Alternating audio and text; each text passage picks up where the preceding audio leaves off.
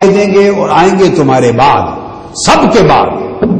سو اس میں یہ بات اللہ نے اعلان کر دی کہ وہ آخری نبی ہوں گے، خاتم النبیین ہوں گے. یہ بھی اعلان ہو گیا ختم نبوت کا بھی.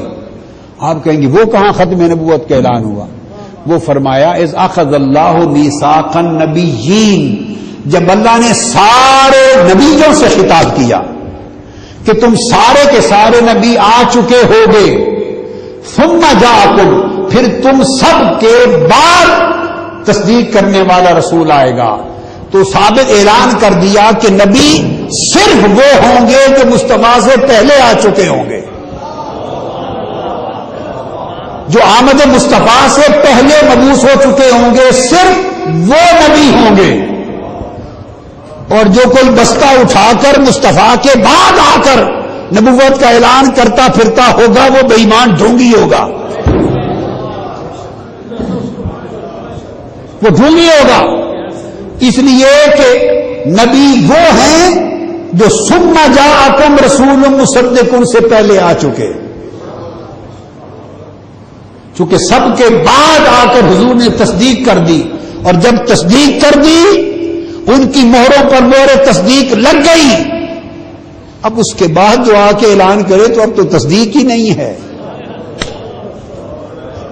لہذا اس آیت کریمہ میں حضور کے میلاد کا بھی اعلان کر دیا اور حضور کی ختم نبوت کا بھی اعلان کر دیا کہ اے نبیو، اے انبیاء، تم سب کے بعد وہ آئے گا رسول مصدق خاتم النبیین، اور وہ تصدیق کر دے گا.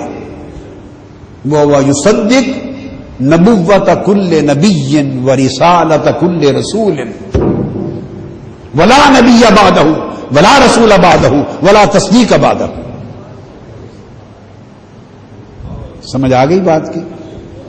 اس کے بعد اللہ پاک نے جب یہ خطاب کیا تو اب فرمایا، کیا فرمایا؟ لتؤمنن بہ ولا تنصرنہ. اب فرمایا ہاتھ اٹھاؤ. یہ سمجھانے کے لیے کہہ رہا ہوں، کل کو کہہ دینا کہاں لکھا ہوا ہے ہاتھ اٹھاؤ. ہاں لکھا ہوا ہے میثاق میں، اللہ نے عہد لیا، تو عہد لیتے ہوئے کچھ نہ کچھ کراتے ہیں یا نہیں کراتے؟ ہاتھ ہی اٹھاتے ہیں نا. جب عہد لیا تو کچھ نہ کچھ تو عہد لینے میں ہوتا ہے. اگر صرف خطاب ہو تو اس کو میثاق نہیں کہتے. میثاق ہوتا ہے دو طرفہ معاملہ، وعدہ لینا. تو وعدہ لینے، عہد لینے کے لیے کچھ نہ کچھ تو کراتے ہیں. وہ ہاتھ کھڑے کرا لے، حلف لے لے، جو آپ کہیں وہی مان لیتے ہیں، جو آپ کہیں وہی کرایا، جو آپ کہیں وہی کرایا. مگر میثاق عہد لیا. کیا؟ انبیاء سے کہا کہ اب جب تمہاری تصدیق کریں گے تو اب تم مجھ سے وعدہ کرو. جلسہ میلاد میں اللہ نے وعدہ لیا. تو گویا جلسہ میلاد میں وعدہ لینا یہ بھی اللہ کی سنت ہے. تو آپ سے بھی وعدہ لیا جائے یا نہیں جلسہ میلاد میں؟ جی. اور جو وعدہ کر کے پھر جائے وہ کس کی سنت ہے؟ جو وعدہ کر کے پھر جائے یہ کس کی سنت ہے؟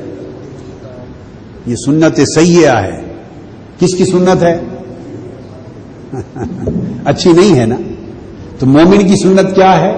انبیاء کی، وعدہ کیا اور قائم رہے، عمل کیا، وعدہ کیا اور عمل کیا. تو اللہ پاک نے وعدہ لیا. ایک وعدہ یہ لیا کہ لتؤمنن بہ، وعدہ کرو کہ تم جب بھی دنیا میں آؤ اور میرا محبوب کی آمد جب بھی ہو، تمہارا جب زمانہ اور بعثت کا دور آئے تم میرے نبی پر ایمان لانا. دیکھو یا نہ دیکھو ان آنکھوں سے، مگر ایمان لانا کہ ہم اول الانبیاء اور خاتم الانبیاء سیدنا محمد مصطفیٰ کی پر ایمان لاتے ہیں. اول الانبیاء خلقا وآخرهم بعثا. ہم حضور پر ایمان لاتے ہیں. ایک تو تم نے اعلان کرنا ہوگا اور اپنی امت کا بھی ایمان حضور پر لانا ہوگا. ایک تو ایمان لانے کا عہد کرو. تو جب سارے انبیاء حضور پر ایمان لائے تو حضور کے امتی ہو گئے یا نہیں؟ اگلی بات بتائیں. جب سب انبیاء آقا علیہ السلام پر ایمان لائے، میں وہ باتیں بھی کہہ دیتا ہوں جو علماء کہنے سے ڈرتے رہتے ہیں، ہم کبھی نہیں ڈرتے، اس لیے کہ ہم سبق قرآن سے سیکھتے ہیں.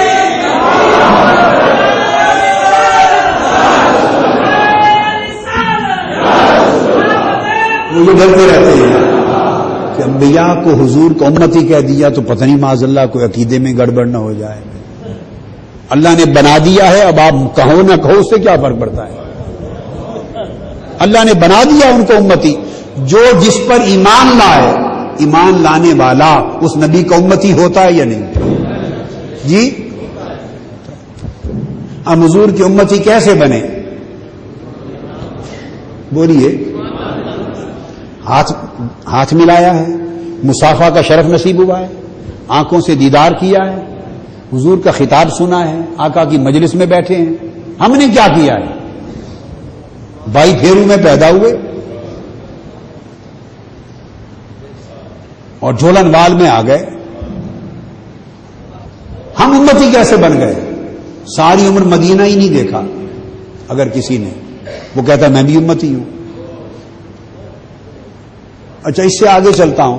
اس بیچارے کو کوئی قاری صاحب حافظ صاحب سے قرآن مجید ہی پڑھنا نصیب نہیں ہوا، اس کو الحمدللہ رب العالمین تا ہی نہیں پڑھنا آتا، وہ بھی امتی ہے یا نہیں؟ بولیے. چٹا ان پڑھ ہے وہ بھی امتی ہے. وہ امتی کیسے بن گیا؟ صرف ایمان لایا. ایمان لایا. آپ ساری برائیوں کے باوجود فقط حضور پر ایمان لائیں تو امتی بن جائیں، اور وہ اونچے رتبے والے انبیاء ایمان لائیں تو امتی نہ بنے؟ یہ کیا بات ہوئی؟ اور سب سے پہلے ایمان وہ لائے، ہم تو آج لاتے پھرتے ہیں. اور آپ ایمان لائے ماں باپ کے، استاد کے، مرشد کے، سوسائٹی کے کہنے سے، خاندان کی روایت سے ایمان لائے، امتی ہو گئے. اور انبیاء حضور پر ایمان لائے خود خدا کے کہنے سے اور اللہ کے سامنے بیٹھ کر ایمان لائے. اذ اخذ اللہ میثاق النبیین، کل انبیاء آقا علیہ السلام کی امتی ہیں. کوئی مانے یا نہ مانے، ہمیں اس سے غرض نہیں ہے.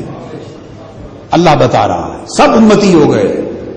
اس لیے حضور نبی الانبیاء ہیں صلی اللہ علیہ وآلہ وسلم. کیا؟ نبی الانبیاء ہیں.